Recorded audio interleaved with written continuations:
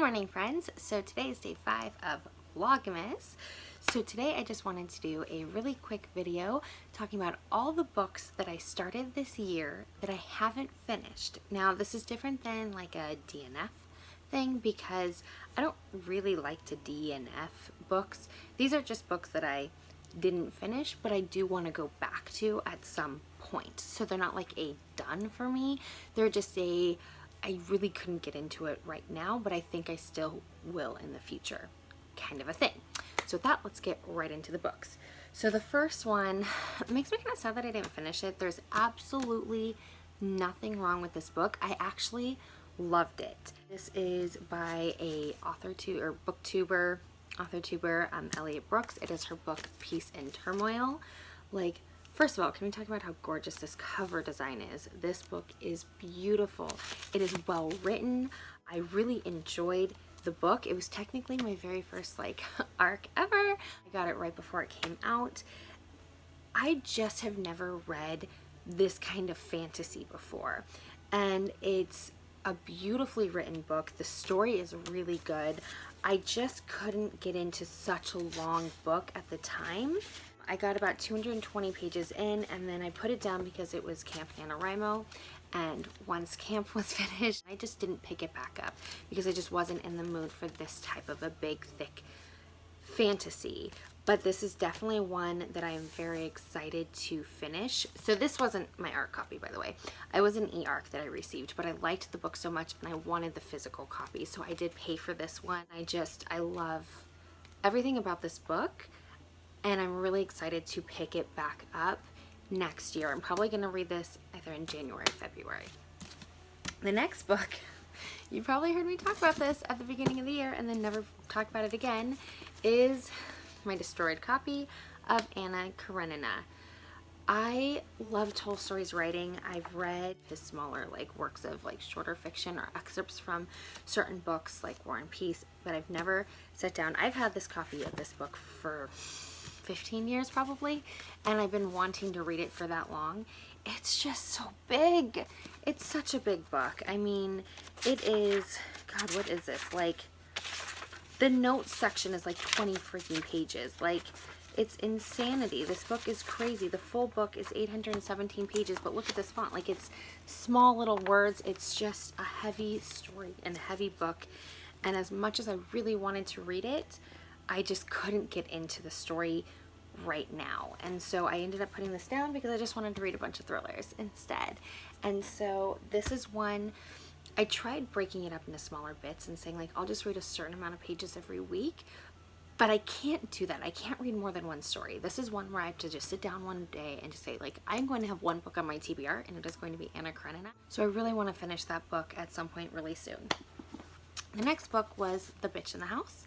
I love this title so much, and I really liked this book. I got a little bit into it. I read a couple of the stories, but this is just one that I just couldn't really get into. I mean, I could, but it just wasn't what I needed again at the time. So I'm gonna be saying that for all these books. I think it just wasn't what I was into at the time, because none of these have anything that's wrong with it.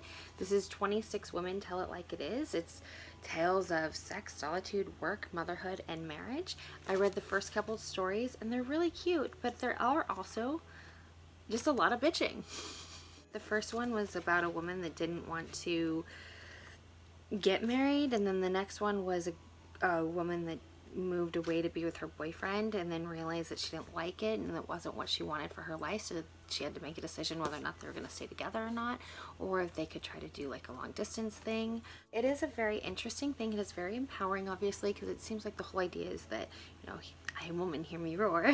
But again, it's a lot of bitching, and I do enough of that on my own, so I don't know if I need to necessarily read a bunch of women bitching about stuff, but it is a cool idea. And so I think I do want to pick this up next year and maybe just read one story a month, because I don't know if I can sit down and can absorb all of this at one time.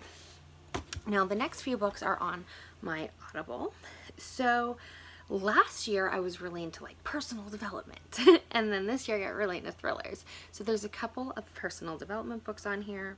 So one that I purchased and started at the beginning of this year that is a personal development is May Cause Miracles by Gabrielle Bernstein. I really like this book and I do want to get back into it. It was recommended by a friend of mine at work. She gave me the physical copy to borrow, but I like the audio version. And basically you're supposed to go through it, I think, for 40 days, and you listen to or read one part of it every single day, and by the end your life should be improved. Your mood, your mental state, your life will be better apparently within 40 days. So I do want to pick that one back up and start at the beginning and do the full like 40-day kind of challenge thing that's in there. I did purchase a couple other personal development books, but I never started them, so they don't really count for this video. Another one that I did start at the beginning of this year is Every Breath You Take by Judith McNaught, which you've heard me talk about her a lot on this channel. She's my all-time favorite writer for her historical fiction. I don't hate her like current day stories, but I don't love them as much.